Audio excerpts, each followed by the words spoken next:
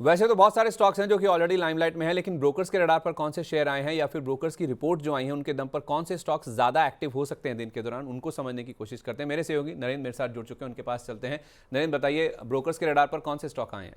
जी शुक्रिया संदीप। ब्रोकर्स की अगर बात करें तो नुवामा ने डाबर पर बाई की रेटिंग दी है और 605 रुपये का टारगेट दिया है।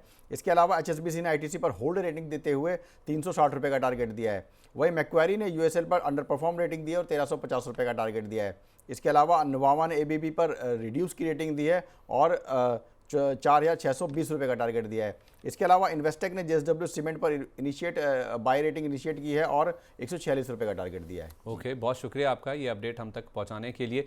तपन सर, मुझे ना आप सिगरेट स्टॉक्स के ऊपर आपकी राय दीजिए। ये एचएसबीसी की रिपोर्ट आई है, 360 रुपये का टारगेट है। कल एक यूबीएस की रिपोर्ट आई थी, 420 से टारगेट घटाकर 395 किया था, लेकिन अभी भी आप आईटीसी का प्राइस दिखाएंगे ना, ये 360 भी मौजूदा दाम से आपको ऊपर नजर आएगा, 395 भी अपसाइड ही दर्शा रहा है। तो 326 327 वाला आईटीसी आप देखेंगे तो 360 भी ऊपर है, 395 भी ऊपर है, जो कि कल यूबीएस का टारगेट था। कल बहुत अच्छा चले थे सर। इनफैक्ट कल गॉडफ्रे फिलिप्स में तो 20% का सर्किट ही लग गया था।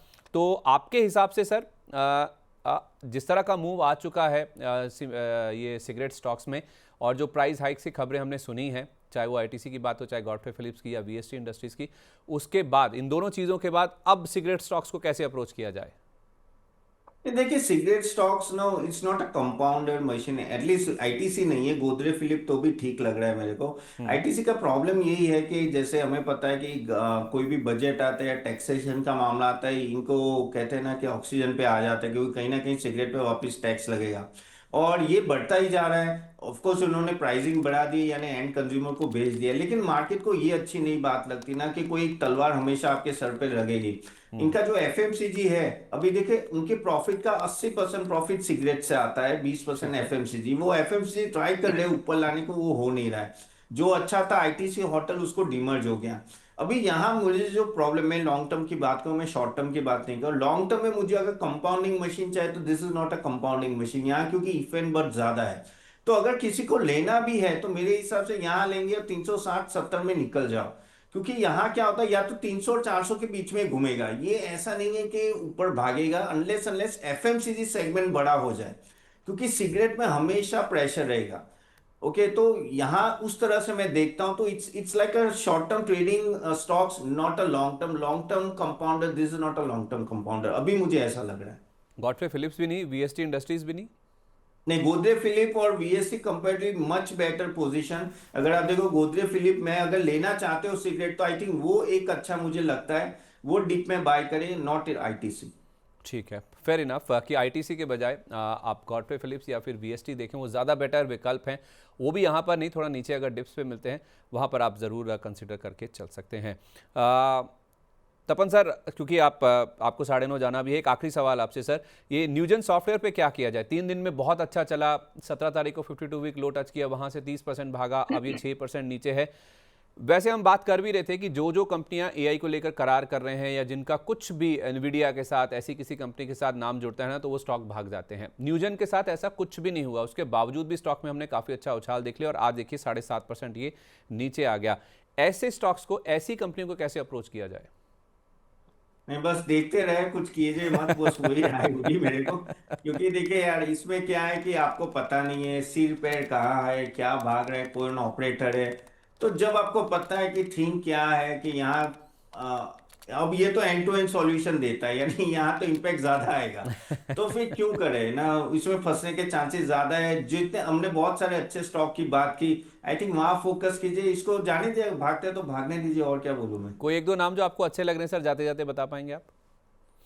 अगर दूसरे सेक्टर या आईटी की बात कर रहे हो? कोई भी सर, किसी भी सेक्टर से। हाँ, आई थिंक मुझे, आई थिंक मैंने पहले भी बोला था, मुझे ईएमएस सेक्टर अच्छा लग रहा है ना। ईएमएस सेक्टर मुझे लग रहा है कि ऑलरेडी बिटन डाउन सेक्टर है, आगे जाके पीएलआई स्कीम भी बहुत आ रही है, गवर्नमेंट का फोकस है, तो वहां आप देख सकते हो। अभी आप देखो, एम्बर हो, केन्स हो, या डिक्सन हो, सिरमा हो, ये सब कंपनियां कहीं ना कहीं आई थिंक बॉटम बना चुकी है। तो वहां आप अगर आप फोकस करेंगे तो वहां, और बाकी हॉस्पिटल्स मैंने बोले थे कि हॉस्पिटल्स में भी आप देखिए, अपोलो हॉस्पिटल हो या मेट्रोपोलिस या वो सब हॉस्पिटल देखिए, या तो होटल्स भी अच्छे, इंडियन होटल्स, और इवन आईटीसी भी एक अच्छा है, आईटीसी होटल भी है, वो भी आप देख सकते हो, लेमन ट्री, तो वहाँ आप फोकस है, वहाँ मुझे लग रहा है ग्रोथ ज़्यादा सस्टेनेबल। ठीक है, तो आप कह रहे हैं कि एक ईएमएस यानी कि इलेक्ट्रॉनिक मैन्युफैक्चरिंग, दूसरा हॉस्पिटल और तीसरा होटल स्टॉक्स, ये 3 सेक्टर्स हैं जहां पे ज़्यादा फोकस करना चाहिए। जी चलिए, बहुत शुक्रिया आपका सर आज कार्यक्रम में शामिल होने के लिए। जिन भी स्टॉक्स को लेकर बातचीत हुई, चर्चा हुई है, कोई डिस्क्लेमर सर? जी, आज जो भी चर्चा हुई है उसमें मेरा कोई इन्वेस्टमेंट नहीं, हाँ हमारे मॉडल पोर्टफोलियोज और हमारे क्लाइंट्स के पोर्टफोलियो में हो सकता है। और चलिए, Sandeep ji, thank you for thank you sir, calling. Thank you so much and wish you a very good day sir. Okay, तो आगे बढ़ते हैं। वीएलए मैम, एक बार जरा फोर्स मोटर्स को देखिए। फोर्स मोटर्स आज ही नहीं बल्कि पिछले 2-3 दिन से अच्छा खासा करेक्शन हो गया। अगर मुझे सही याद है, मैं चार्ट पे देख भी लेता हूँ, ये शायद 25,500 के भी पार निकल गया था रिसेंटली। आप देखें इसका अगर हाई देखें तो 26,450, अरे 26,000 भी पार किया था। तो अब ये आ गया 23,500 के आसपास। और गिरने दें या फिर अच्छा मौका है अभी ले लें? नहीं नहीं, गिरने दीजिए। ऑटो सेक्टर में थोड़ा सा प्रॉफिट बुकिंग आने दीजिए। तो और जो अच्छे स्टॉक्स है फिर उनको खरीदने की कोशिश भी कीजिएगा, क्योंकि अगर आप फंडामेंटली, अच्छा ये 24-26 जब चला भी गया था ना संदीप जी, उस समय भी अपने सेक्टर से सस्ता ही था मल्टीपल्स के मामले में। तो yes, it's is quality stock, लेकिन अभी नहीं उठाना, इसको गिरने दो। जब तक आपका ऑटो सेक्टर की पूरी गिरावट मतलब खत्म नहीं हो जाती, तब तक मत खरीदिए। To be specific to this counter, अभी लोग ऊपर के भाव पर अगर आप आकर हैं तो चाहें तो निकल भी सकते हैं फॉर नाउ, क्योंकि ये आपको 21,000 के आसपास, 21,500 के आसपास आते हुए लगेगा। और ये मतलब ये बहुत ऑब्वियस नंबर है, इसमें कोई ऐसा नहीं लग रहा है कि आएगा कि नहीं आएगा, ये तो मतलब बहुत इजीली आ जाएगा। इसके बाद एक बार आप देख लीजिए कि ओवरऑल ऑटो इंडस्ट्री में कुछ नया आया है क्या, न्यूज पॉजिटिव ट्रिगर्ड। और आपका ऑटो इंडस्ट्री का जो इंडेक्स है निफ्टी ऑटो, उसको भी जरूर देख लीजिएगा कि अभी किस कंडीशन में है वो। अगर आपको लग रहा हो कि वहां पे अभी और थोड़ी सी वीकनेस कंटिन्यू हो सकती है फॉर फ्यू परसेंटेज, तो फिर 21,500 पे रुक जाइएगा। 2-4 दिन रहने दीजिए, हो सकता है कि स्ट्रेच होते हुए 20,000 तक भी जाए, but 21,500 is something that you can watch. Okay, ठीक है, 21,500 तक आप इसे चाहें तो कंसीडर कर सकते हैं। ब्रेन बी सोल्यूशन देखिए मैम, एक बार पिछले 4 दिन से लगातार गिर रहा था। 4 दिन में 270 के आसपास से। वैसे अगर आप एक दिन का और इसमें इजाफा कर लें, एक दिन चला था उससे पहले देखें तो 10 फरवरी को ये 283 रुपये 45 पैसे था। 283 वाला आज का लो है 212 रुपये।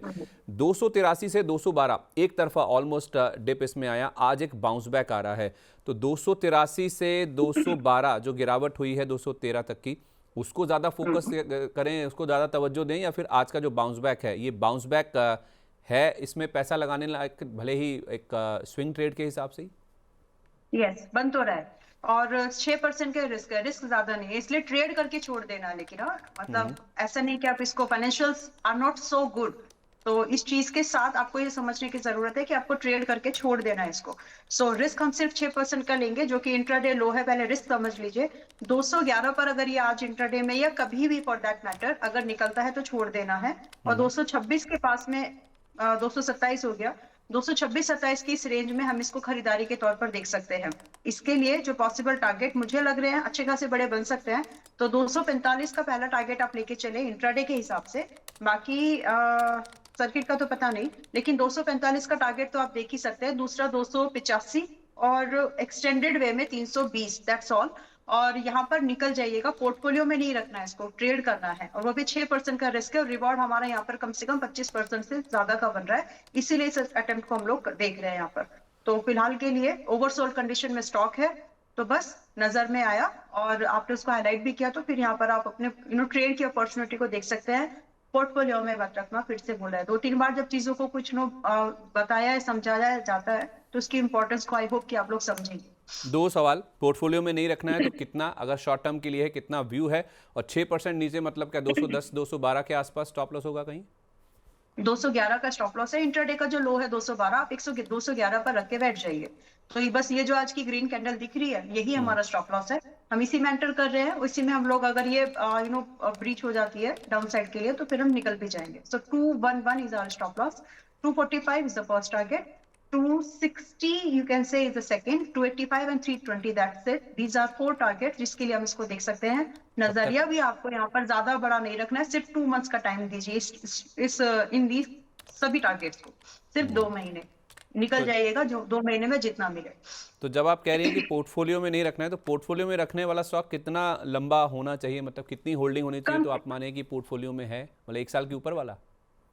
कम से कम देखिए 9 महीने तो किसी भी स्टॉक को देना चाहिए, क्योंकि नौ फेयर महीने इनफ। से क्या है कि आपको कुछ क्वार्टर्स का रिजल्ट मिल जाता है, कोई न्यूज आई तो उसको उसका इम्पैक्ट न्यूट्रलाइज हो जाता है, उसके बीच में कुछ एक्शन अगर कंपनीज को या मैनेजमेंट को लेना है तो वो सब हो जाता है। तो 3 क्वार्टर्स एटलीस्ट, मतलब मिड टर्म में भी अगर आप देखिए, मिड टर्म इन्वेस्टमेंट जिसको बोलते हैं, शॉर्ट टर्म में तो ट्रेड ही होता है, मिड टर्म इन्वेस्टमेंट में भी कम से कम 3 क्वार्टर्स शुड बी देयर। ठीक है, अब 3 बैंक आपके सामने रख रहा हूँ, इंडसइंड बैंक, बंधन बैंक और आईडीबीआई बैंक। अभी बंधन बैंक की बात तपन सर भी कर रहे थे, तो इनमें से ज्यादा प्रोमिनेंट, ज्यादा बढ़िया हमको कौन सा लग रहा है, आईडीबीआई, बंधन या इंडसइंड बैंक? ओके, मुझे इन सभी के एक बार देखना होगा संदीप जी, आप बिकॉज देख आपने लीजिए। कंपैरिजन पूछा है। हाँ, मीनवाइल मैं चाहूंगी कि फर्स्ट क्राई को ना हमारे मेंबर्स को भी मैं शेयर कर दूं, so please allow me a little time, क्योंकि ये अच्छी अपॉर्चुनिटी लग रही है, ट्रेड ठीक तो है, बनता है इसमें। ठीक है, ओके। इस तो बीच में इट आपको शुड। बता दूं, जो स्टॉक्स ज़्यादा एक्टिव हैं, आप मैम अपना टाइम ले लीजिए। इस बीच आप देखिए टाटा इन्वेस्टमेंट एक बार दिखाइए। टाटा इन्वेस्टमेंट के शेयर में कल हमने देखा था काफ़ी अच्छा उछाल था, 13-14% तक की उछला था। आज भी देखिए 6% का अप मूव है। पूरा जो मामला या पूरा दारमदार इस चीज़ के ऊपर है कि एन चंद्रशेखरन जी, जो कि एग्जीक्यूटिव डायरेक्टर हैं टाटा सन्स के, एग्जीक्यूटिव चेयरमैन हैं माफ़ कीजिए, उनका अगले हफ्ते एक्सटेंशन के लिए फिर से जो एक व्यू पॉइंट है या फिर जो पूरा एक मामला है वो सामने आ सकता है, और उसमें हो सकता है कि उनका कार्यकाल खत्म होने में अभी 1 साल का समय है। दूसरा कार्यकाल है जो अपना वो टर्म है जो अपना वो अभी निभा रहे हैं।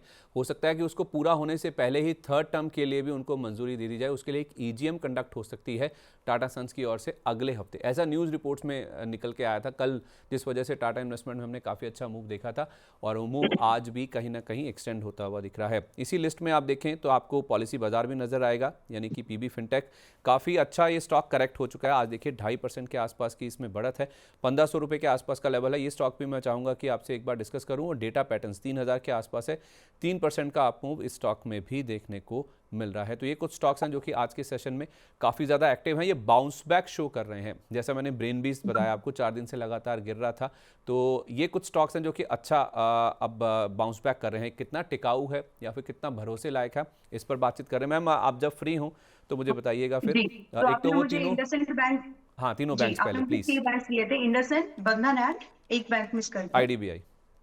आईडीबीआई एंड ठीक है। तो बंधन बैंक में मैं पहले डिस्क्लोजर देना चाहती हूँ संदीप जी, क्योंकि दिख गया है ये डेटा में। 23 जनवरी को 145-150 के भाव पर हमारे इक्विटी मेंबर रिकमेंडेशन में ये गया है, तो मेंबर्स ठीक के है, पास ये पोजीशन ऑलरेडी है। और इसमें जो टारगेट्स का मिड टर्म इन्वेस्टमेंट का आइडिया था ये मेरे लिए, और वहां से 145-150 से 162, 180, 195 वर दी 3 टारगेट्स जो मैंने दिए हुए हैं।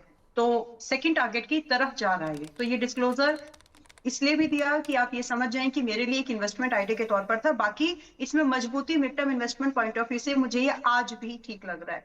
तो अगर किसी को इसको कंसिडरेशन में रखना है for the fresh bye also, targets अभी भी इसमें अच्छे बड़े बन सकते हैं। अगर आप आज खरीद रहे हैं 173, 174, या फिर ऐसे कह लीजिए कि 170 से 175 की रेंज में, so you got to maintain your stop loss at 157। हमारी बैंक से ऊपर है, हमारे फर्स्ट टारगेट के आसपास है ये, सो ये डिस्क्लोजर को समझते हुए please.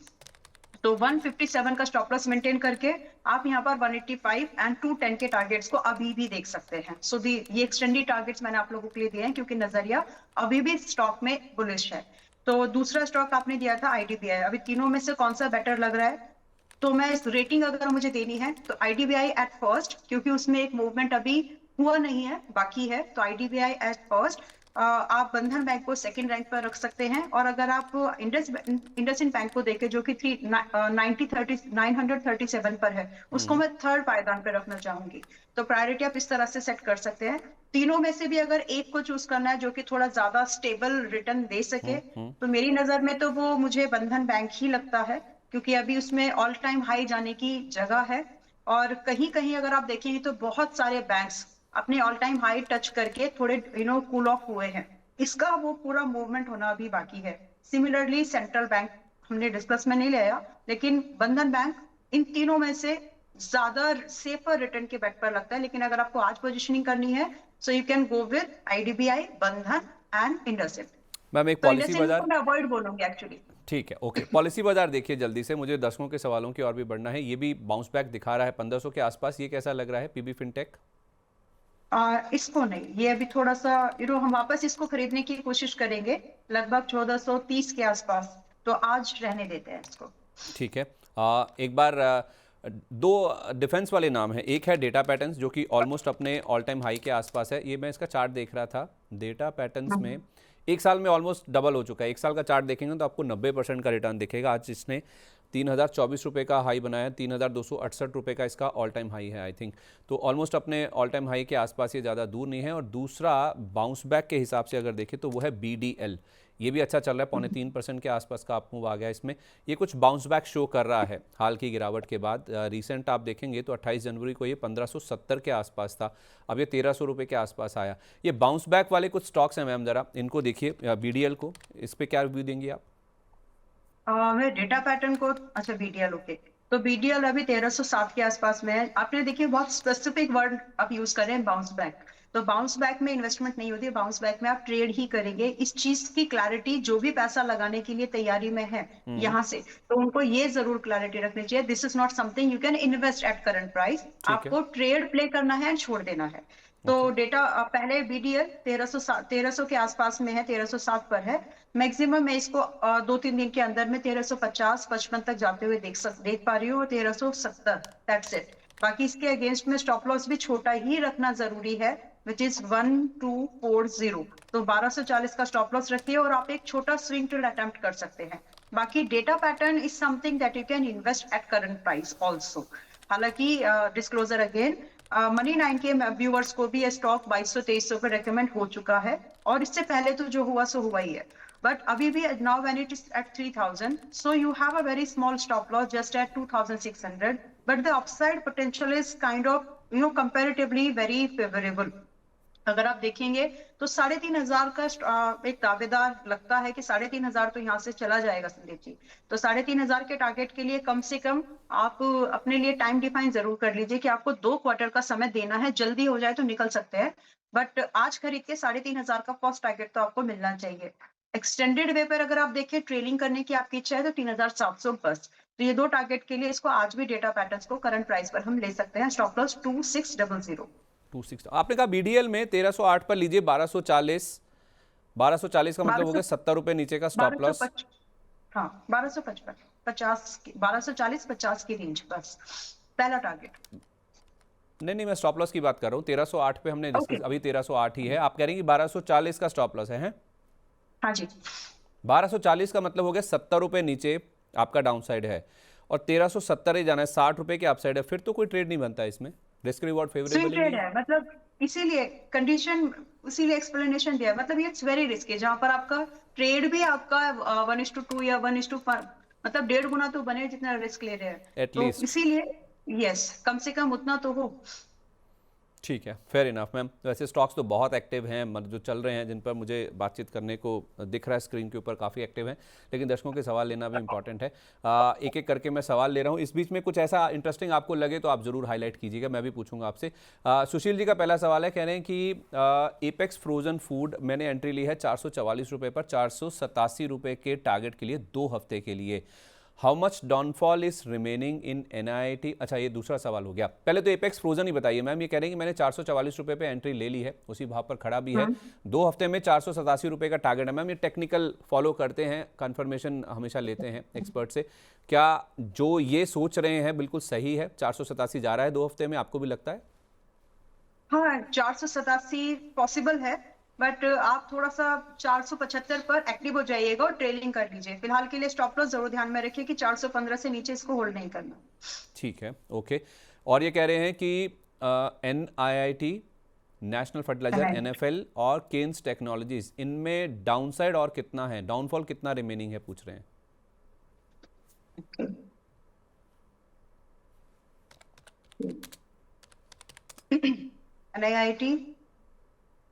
NIIT is like done, मतलब बहुत ज्यादा नहीं बचा है। NIIT अभी 74 के आसपास में है, मुश्किल से मतलब मैक्स बता सकती हूँ मैं आपको कि मुश्किल से आपको ये 70, 70, इससे ज्यादा नहीं लगता जाते हुए। यहाँ से रिबाउंड होने के अभी चांसेस बन जाते हैं। दूसरा आपने एनएफएल पूछा है। एनएफएल इज एट 79.30, इसमें बची है डाउनफॉल अभी, और वो डाउनफॉल आप 73 72 तक भी कम से कम जाएगी। 71 भी हो सकता है कि एक बार आए, फिर वहां से रिबाउंड होने के चांसेस बनते हैं। Then you have Kaynes technology जो कि 3836 पर है। इसको तो अभी बाय मत करो, इसमें डाउनसाइड आप मान के चले कि 3000 वापस आना है एक बार, तो अच्छा। 3000 आने के बाद ही इसमें कुछ करेंगे, अभी तो फिलहाल नहीं। मतलब 3000 तक टच में नॉट है ये। ठीक है, ओके। अच्छा, ये कह रहे हैं कि मुझे ना आप इज्मो के बारे में बताइए, IZMO, इसको आप 6 महीने से ज़्यादा का व्यू ये मांग रहे हैं।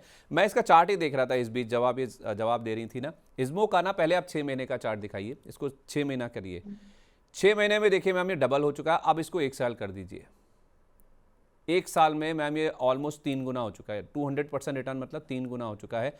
अब ये कहने की 6 महीना और अगर मैं होल्ड करूं, उससे ज़्यादा अगर होल्ड करूं, इन लेवल्स पर आप बाय करने की राय देंगी? आप ऐसे सोच लीजिए कि इसका पहले तो पूरा बिजनेस आता है यूएसए से, है ना, मोस्ट ऑफ द बिजनेस। तो मैं सलाह तो दूंगी आपको, लेकिन अपनी सलाह पर मैं आपको सिर्फ इतना बोलूंगी कि थोड़ा सा प्रोटेक्टिव जरूर रहिएगा। और रही बात इन्वेस्टमेंट करने की, तो प्रोटेक्टिव रहना जरूरी है। ठीक उसी है। चीज के लिए मैंने इसलिए हाईलाइट भी किया है आपको कि क्यों, राइट। तो फिलहाल 880 के पास में है, yes you can try to invest this. और रही बात की अगर हम ये मान के चलते हैं कि चलो जैसा है वैसा ही रहेगा और कुछ खराब नहीं आएगा, है ना, तो उस कंडीशन में भी अगर ऐसा भी कुछ होता है, तो ये आपको टेक्निकली भी अगर आप सिर्फ बात करेंगे, फंडामेंटल का टच हम कर ही चुके हैं, एक बार मतलब बात कर पॉइंट को एक बार डिस्कस कर लिया है छोटा सा ही। जी। लेकिन फिर भी 880 के आसपास का ये स्टॉक कहीं ना कहीं आपको 1100 से लेकर के थोड़ा सा अगर आप और अच्छे से इसको होल्ड कर जाए तो 1600 के कैंडिडेट लगता तो है। बट होना यही चाहिए कि क्योंकि इसकी डिपेंडेंसी यूएसए से बहुत ज्यादा है, तो आप थोड़ा सा चीजों को वॉच जरूर करिएगा कि कुछ ऐसा तो नहीं है कि कोई ऐसे सॉफ्टवेयर क्लॉज आ गए या कुछ ऐसे न्यू न्यू न्यू रूल्स आ गए कि इस तरह इन कंपनीज के ऊपर कुछ नेगेटिव इम्पैक्ट हो, तो वो न्यूज ट्रैकिंग बहुत जरूरी है। ओके, ठीक है। मनमोहन जी हमारे प्राइम मेंबर हैं, कह रहे हैं good morning Sandeep ji, looking great as always. पता नहीं कैसे रिएक्ट किया जाए इस चीज़ के ऊपर, बहुत शुक्रिया आपका सर। JSW इंफ्रा मैम हम पहले भी डिस्कस कर चुके हैं, आपने राय दी है। अब डेटा इनके पैटर्न पास चलना शुरू हो गया है। डेटा पैटर्न देखिए 3600 पर आ गया और 3060 पर आ गया। 60 पर इट्स आ अ गया। गुड पिक, 3000 के यस, वन नीचे शुडंट हमने मिस इट। 3000 के नीचे हमने डिस्कस किया था इसको। 3010 के आसपास, one shouldn't miss it, this good opportunity, मतलब अच्छा है, ये चल जाएगा। क्या टारगेट है इसका? ऑल टाइम हाई भी पार हो जाएगा इस बार? 3500 इन्वेस्टमेंट के तौर पर ही देखिए, शॉर्ट टर्म में यस 3500 और 3700 की बात की है, तो ये पॉसिबल है। ऑल टाइम हाई है 3700, इट्स अ गुड बेट 3500 आज के डेट में भी। 3500 3700 का टारगेट और स्टॉप लॉस? स्टॉप लॉस ज्यादा नहीं रखना है इसमें, 2600 का ही रखना है, यानी 2600। ज़्यादा नहीं है ये। इन्वेस्टमेंट के हिसाब से इसका देखिए, जैसे स्टॉक की चाल नेचर, उसी के हिसाब से आपने आपको अपना थोड़ा stop deep. Loss and targeting setting करनी होती है। ठीक ठीक ठीक ठीक, ओके। तो 3500 और 3700 मतलब नए ऑल टाइम हाई की तरफ ये बढ़ रहा है। स्टॉप लॉस आपका 2600 का होना चाहिए। थोड़ा डीप है, थोड़ा व्यू भी लंबा है और टारगेट भी बड़े हैं, और स्टॉक का नेचर भी थोड़ा वॉलेटाइल है, थोड़ा हाई बीटा है, इसलिए इस स्टॉप लॉस को ज़रूर आप मेंटेन करके चलिए। मैम ये पूछ रहे हैं JSW इंफ्रा के बारे में, कह रहे हैं कि पहले हमने बात करी है, लेकिन ये कह रहे हैं कि मेरा 273 का लिया हुआ है और इनके पास ना क्वांटिटी ज़्यादा है, मैं इसलिए डिस्कस कर रहा हूँ। 1500 शेयर इन्होंने लिए हुए हैं मैम, और JK टायर हैं 500 शेयर, 596 रुपये पर। लॉस है बहुत ज़्यादा, 250 253 के आसपास स्टॉक ट्रेड कर रहा है, जो आपने 273 पे लिया है, तो 20 रुपये के आसपास का इनका डाउनफॉल है जहाँ से इन्होंने लिया है दोनों ही स्टॉक्स में। इनफैक्ट क्योंकि JK टायर इन्होंने 596 रुपये पर ले रखा है, कह रहे हैं कि दोनों में लॉस बहुत हो रहा है। अब करूँ क्या, मैं इनको सेल कर दूँ यानी कि घाटा ले लूँ, या होल्ड करूँ, या आप बोलें तो एवरेज करूँ? मतलब है इनके पास गुंजाइश और कैपिटल है? ओके, तो JSW इंफ्रा तो 230-35 पर एवरेज करना अच्छा स्टॉक है, लेकिन ट्रेड नहीं कर पाओगे आप इसमें, आपको इसको समय लगेगा कम से कम, मतलब 235 आने के बाद कम से कम 3 क्वार्टर्स लगेंगे आपको एग्जिट मिलने में। So this is kind of that stock, heavy capex वाला स्टॉक है और कोर सेक्टर की कहीं ना कहीं है, तो थोड़ा सा समय लगेगा इसमें, आप तुरंत कुछ नहीं कर पाएंगे। एवरेजिंग करनी है तो 230-35 के आसपास। Sandeep ji, allow me just 1 minute, क्योंकि ये मूव आई डोंट वांट कि मिस हो। मतलब आपके मेंबर्स के लिए या हमारे व्यूअर्स के लिए? मेंबर आपके व्यूअर्स को पहले मिल गया। अच्छा, आपके आप व्यूअर्स उनको, दिस डेटा, ठीक है, प्लीज हाँ, प्लीज आप शेयर डेटा कीजिए, आप पैटर्न डेटा पैटर्न शेयर करना चाहती, ठीक है आप कर लीजिए। मैं इस बीच अच्छा आपको बता स्टॉक दूं। है। हाँ ये हाँ। वापस से रिबाउंड हो रहा है, सस्टेनेबल मूव लग रहा है, तो मिलना चाहिए सभी को, मतलब नहीं जहां नहीं पर ठीक है, fair possible. Enough ma'am, you please take your time.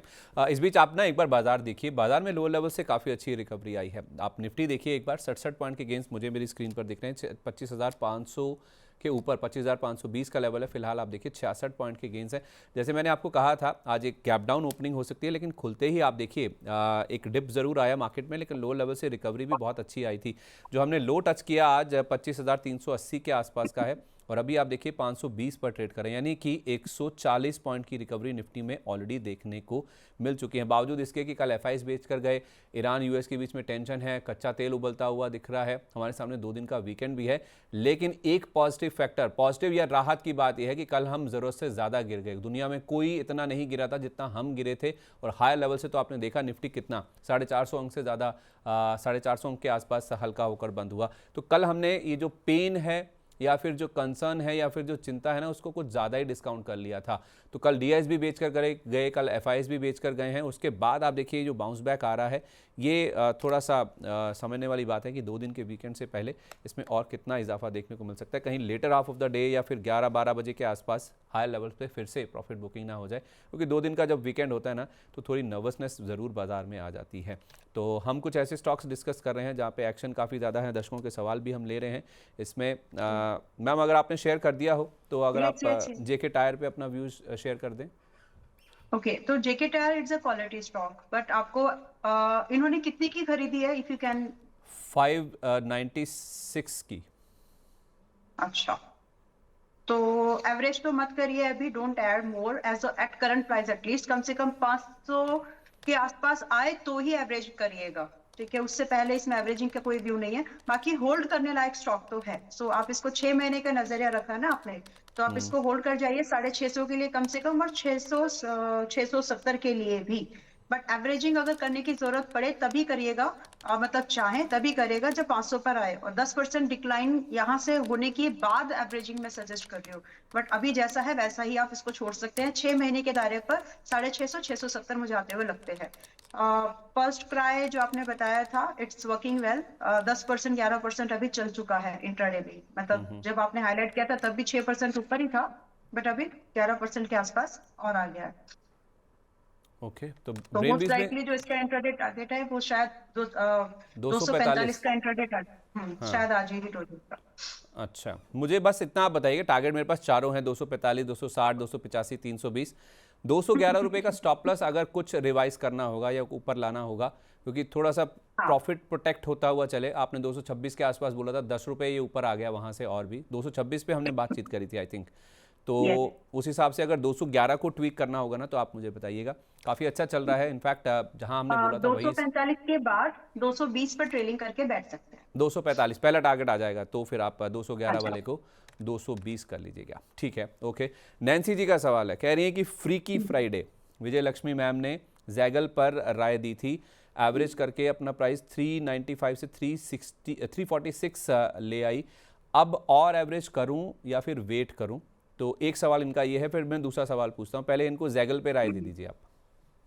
Zaggle के साथ मैंने कुछ और भी बोला था, मतलब उतना स्ट्रांग नहीं है, मुझे अच्छे से याद है, लेकिन ठीक है करना है तो वाली कंडीशन थी। अभी फिलहाल आप इसमें और ऐड मत करो, मतलब साउथ साइड जा रहा है ये पूरा, और कहीं पर लग नहीं रहा है इसमें। You know what, let me say this to you, please exit it. इसमें आपका पैसा बनेगा नहीं, ये और नीचे जाने वाला है, 190 195 इसमें और है, so that won't work out. अगर आप इसमें कितना भी पैसा एवरेज करते करते इसको रख भी लेंगी, सो अभी इसमें बहुत समय है। 190 195 पर भी नहीं रुका तो 180 तक भी ये जा सकता है। इट्स लाइक साउथ साइड की तरफ इसने दिशा ले ली है, तो डायरेक्शन जाएगा रिवर्स साइड में, तो दैट्स व्हाट। अभी आज भी ये 4.25% 3.5% डिक्लाइन हो चुका है। In my opinion you should book this loss, और कोई दूसरी अपॉर्चुनिटीज जो भी आपको यहाँ पर इन बिटवीन द शो दिख रही हो, चाहे मेरी चाहे आपकी या किसी को भी अगर आपको लगे, तो उसमें आप पैसे को जरूर शिफ्ट कर सकते हैं। But this counter is weak, support अभी भी नहीं लेगा। साउथ की तरफ जा रहा है, कभी श्रीलंका ना निकल जाए हैं। फिर जी ठीक है, नहीं ओके। बहुत वीक है, मतलब इसमें देखिए कहीं पर कुछ तो हो कि आप उसको देख सके, है ना। डेटा पैटर्न इज गुड, मैं फिर से बोल रही हूँ, data pattern is very good. आप उसको एक बार चाहे तो देख सकते हैं। अभी तो लेट हो गया वैसे, 100 पॉइंट 150 पॉइंट ऊपर गया, बट फिर भी अगर आप होल्ड करना चाहते हैं तो ऐसा होल्ड करो जो कि जिसकी दिशा ठीक हो, you know, trend is trend. वैसे तो हम कॉन्ट्रा ट्रेड्स में ज्यादा प्रेफर करती हूँ, बट उसके भी कुछ मेरे पैरामीटर्स हैं, मैं कई बार बीच में एक्सप्लेन भी कर देती हूँ उसको। तो वो स्ट्रेंथ नहीं है इसमें जो इस ट्रेंड को रिवर्स करा सके फिलहाल। फेयर इनफ, ठीक है। इनका ना मैम पारस भी लिया हुआ है 660 रुपये पर, और ये कह रही हैं कि अपनी राय दें कि इसमें डाउनसाइड ओपन है क्या। पारस में देखिए एक भाव मैंने दिया था, मेरे ख्याल से वो 620 होगा आई थिंक, कि अगर ये टूटता है तो ही इसमें और डाउनसाइड 450 तक जाएगी। अभी तक तो बचा हुआ है, तो आप जो भी आपकी पोजीशन है, you should have a stop loss in mind. Immediate stop loss जो है वो 620 क्लोजिंग बेस्ड पर होना चाहिए। तो 620 615 को बहुत क्लोजली वॉच करिए, और उसको भी थोड़े से बड़े टाइम फ्रेम पर, ऐसे नहीं कि आप वीकली कैंडल को ऑब्जर्व करना शुरू करें। तो आराम से वीकली टाइम मतलब सॉरी डेली कैंडल को ऑब्जर्व करना शुरू करें। आराम से weekly time frame at least observe करिए, 620 के नीचे क्लोज करे सिग्निफिकेंटली, अगर तो ही आप इसमें से एग्जिट का सोचिए, या फिर फर्दर इसमें कुछ डाउनसाइड की पॉसिबिलिटी 450 तक तभी खुलेगी। तो अभी है तो बने रहिए, लेकिन स्टॉप लॉस 620 से नीचे मत रखिएगा, क्योंकि आज वापस से जो रिबाउंड हुआ है वो 625 के आसपास से है। ठीक है, एक आखिरी सवाल ले रहा हूँ मैम जल्दी से, सानवी सावंत जी का, ये भी हमारी प्राइम मेंबर है। कह रही कि मैंने प्रीमियर एनर्जी खरीद रखा है 835 रुपये पर, और एरोफ्लेक्स इंडस्ट्रीज 228 रुपये पर। होल्ड या एवरेज, लंबी अवधि का व्यू है इनका, टारगेट पूछ रही हैं आपसे। Premier Energy and Aeroflex. एरोफ्लेक्स।